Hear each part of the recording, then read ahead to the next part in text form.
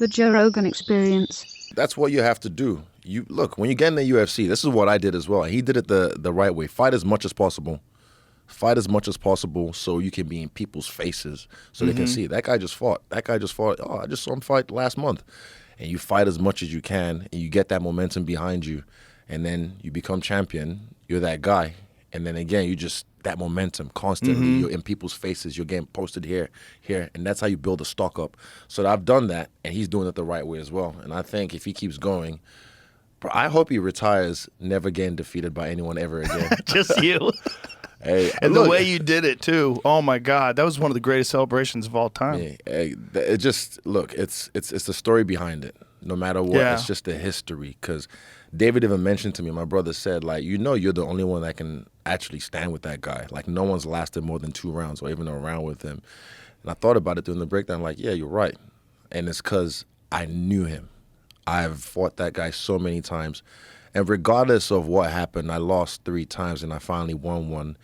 It was just the fact that I knew I could beat him. Every time I fought him, I was just like, I was beating him. And I thought you won the first one. I felt so too. But then that's, the Chinese judges. That's the kickboxing fight. They gave it to him. And then the second fight in Brazil under the same company, then he gets me. But again, I was besting him, had him on skates. He was fucking... And then his spirit. You know what Jerry said about the whole juju thing? Like that's real. That's real. Yeah. So the last time I fought him in Miami, look, he beats me. And that's why I hate when people say, "Oh, is he scared? He's scared." It's like, bro, I ain't scared of shit. The guy beat me in the biggest arena on the planet, Madison Square Garden. Same way as the last time he beat me in Brazil in his hometown. I was beating his ass, had him hurt in the end of the first round, all that shit, took him down, and then he gets me in the last round. It's his spirit, his whatever, like, ancestors or his people that are praying for him, because I got prayer warriors as well. My mom and dad be fasting, and they have people, like, in the spirit praying for me. But, like, the way he carries himself, something about him, just, he knows how to recover well. So I just knew I could get him. And then after that, he knocks me out in the biggest arena in the world, and I'm just like, let's do that shit again, Dana. Because I just knew. I was like, I can get him. And then that camp, I went to a different place, and that was the one I kind of mentioned. I microdosed a little bit, or macrodosed a lot. And, like, I always say this, the shower is the most interesting place on the planet, I feel, because you have the element of water running over your body, stripped naked in your bare essentials. You kind of have this, if it's a white shower, like a void white space, I can create a lot in there. I can make a lot of things happen. And yeah, one time after one of my showers, I just wrote this thing on my mirror because I just had this premonition, like, this is where I get it done. Like, there's no way. You could beat me 1 time. You could beat me 2 times. You might beat me 3 times. But I was like, nah, this guy's not going to beat me this time. And I just knew I had to get this done. And the way it happened as well, because first round I think I won, and the second round I was winning, but then that fucking leg kick, bro. You know what it is? You look at his foot. You look at this bit of his foot. It's like a hammer, like the back of a hammer, or a hammer like a ball pen. It is, because that's what he kicks you with as well. So he doesn't have to, he doesn't have to turn the hip over. Right. And then when he hits you with that, even because he's bone density, long legs, and he hits you with that, you just feel it like, ooh, that's bad. And it's a different feeling, because I've been kicked by kickboxers all my life, on the thigh, on the calf as well. But when he hits you with that bit, it's just the surface area is so small, but it travels and transfers through your whole calf, and you're like, oh, I can't put weight on this. It's so interesting, too, how he keeps his body completely square, and he doesn't even really turn the hips. Yeah. And so it's so sneaky. He doesn't have to, because he's got so much bone density, so much whip from that little... And, yeah, it's dangerous. And I think that's going to be a problem this weekend for Khalil. But... I don't know why Chael says he. Did you hear about what Chael said? Yeah, Chael said he thinks Khalil's going to knock him out. That's possible, but I just don't think it's possible, but I don't think he's going to get it done, because all it takes is one from either side. But I just think Pereira right now has just got that momentum behind him and the frame, because he's going to just avoid the shots Khalil's throwing, because he just got the long frame. He'll get right out the way. And I don't think Khalil has the reach to mess with him like that, so he might have to get inside, but... yeah, we'll see. This is why paper can't fight paper. They have to get in there and fight. So we'll find out. It's very interesting because Khalil's so fast, and Khalil's had experience with high-level kickboxers when he knocked out Gokhan Saki. That was a big one. Yeah. That was a big one. And that was like early on where everybody was like, oh, shit, Gokhan just got Saki's in. finally in the UFC. And then, boom, Khalil just takes him out. Yeah. Khalil's fast. He hits fucking hard. And he throws like that, the thing that he did with Lionheart, he throws that off-speed shit sometimes. He'll give you a little of this, and then he jolts in on you. Yeah. That off-speed uppercut was nasty. It's the looks. It's like I'm here. I'm almost Prince Nassim-esque, but different. Just like looking, bang. But again, he's just violent. Like when he smells blood, he just goes in. Yeah. Like I said, he beats you like you owe him money or something. Yeah. He's on you. And he's on you. Yeah, very violent. But again, I think Khalil, for him to win this fight, he just has to believe in himself. And that sounds real cheesy, but believe in himself. Also, he's a southpaw. I didn't think about that. Right. I actually forgot about that till David mentioned it before. But he's a southpaw, so.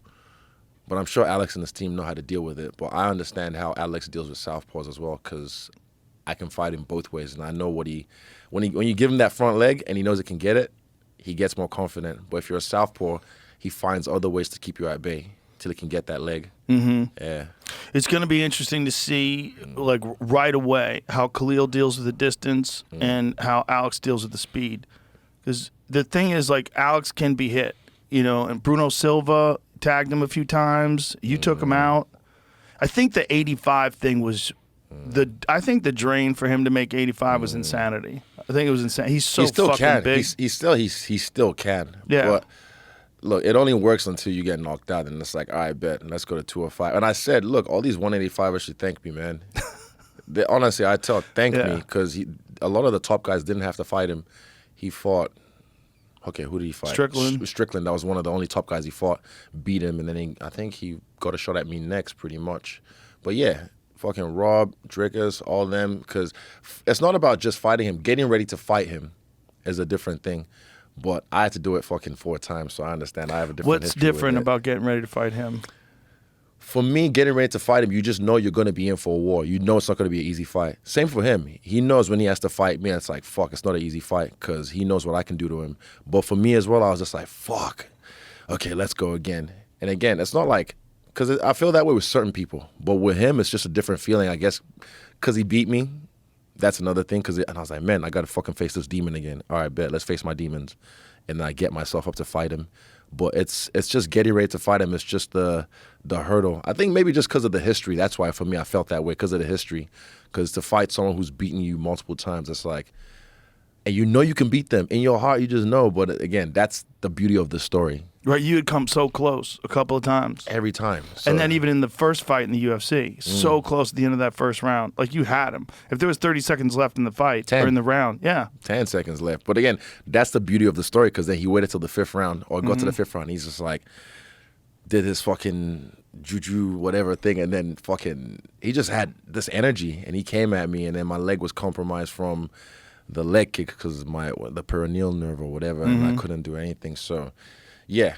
But look, I love that story for myself, and I'm happy. And people still go, oh, when you're the 3rd one. I'm like, look, I do it again. I fucking knock him out. Oh, no, okay, now it's 3-2. We got the best out of 7. Right. I'm not fighting for anyone else. I only have so much left in this game. I'm not going to spend this game fighting one guy exactly over and over and over again. I don't know how long left, but I just know I'm definitely on the other side of my career. So I want to get these fights out the way. And now I'm not champ anymore in the UFC. So I'm in this situation where, what do I do? I know I want to fight, though, because I took 11 months off and I let my body heal and all that, and I felt great. So now I want to get back to being active. Not as active as I was in the beginning, maybe, but I want to be active, and I still feel great from the last camp. Did some testing about 3 weeks ago, found out where we were at. I was about where I was before this last fight, 4 weeks out. So it's like, okay, cool. We're still good. Let's build off that. So, yeah, I want to fight again. How much of an effect did taking 11 months off have? I think it was more good than bad. I know some people say ring rust or this and that, and I'm like, nah. I felt good in there. And it was only when I watched the fight back, I saw a couple of mistakes I made, even on the feet, where I was like, ooh, don't do that again. Just with my feet work, my exits. Even David said, you had sloppy exits. I was like, yeah, my bad. But, yeah, that, and then the moment at the end when I slipped and I just the lapse in judgment when I was just letting him know it was me tripping. Those kind of moments, maybe if I was as active, it wouldn't have happened, but who knows? We'll never know. But I am happy with how I performed. I was happy with the shape I came in. I came in really good shape. And what's his name? Bill, this guy, he did the numbers for me. He said, this is the most active I've been in any fight by far in my UFC career. He crunched the numbers up and said my strike per minute rate or whatever. All you nerds figure it out. You can do your own. But yeah, Bill Smart, he's this guy who helps me now with my strength. He did the numbers and said this is the most active you were. So we can do some things different. Put a little bit more gas in the tank, things like that, and then just stay active like that. It was good. And I had fun in there. I had fun just exchanging. Yeah. I wanted to ask you about that, like the gas in the tank thing, because there's a philosophy that Marv Marinovich and Nick Kurson, some of these guys have. BJ Penn's coaches? Yeah. So what they wanted BJ to do when BJ was in his prime, essentially the camp was entirely based around strength and conditioning. So it was all conditioning to give you this insane gas tank. Their philosophy is, you know how to fight. You've been fighting your whole life. You're not going to get better at fighting in 6 weeks. But what you can get is insane cardio if you only concentrate on that. And their thought process is that is the most important thing. That is the thing that fails you the most in fights. That's the thing that keeps you from hitting the gas, keeps you from doing the things you want to do, keeps you from being able to scramble out of positions. Keeps you. But if you can, instead of all this fight-specific training, like put that aside and just give yourself the most fucking insane gas tank humanly possible and then fight.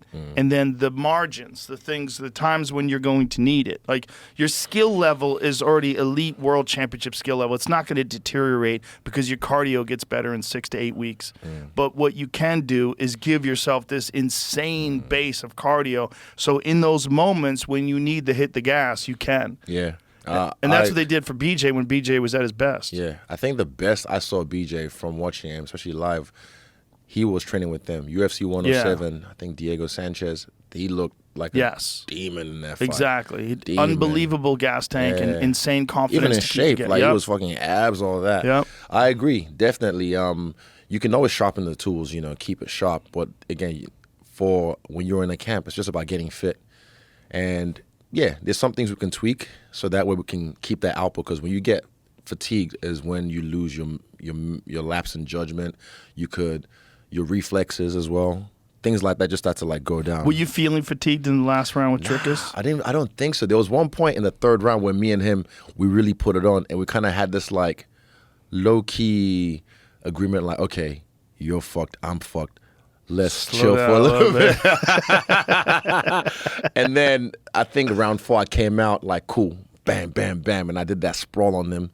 But again, he's so stubborn because I sprawled on him. Like he shot, I sprawled, and my hips hit the back of his head into the mat. It might have rocked him, I don't know. And then, what's his name? Mark Goddard's like, get up. And he's on one knee. And then when he was like, get up. And he finally decided to get up slowly. And I tried to attack him. He just threw.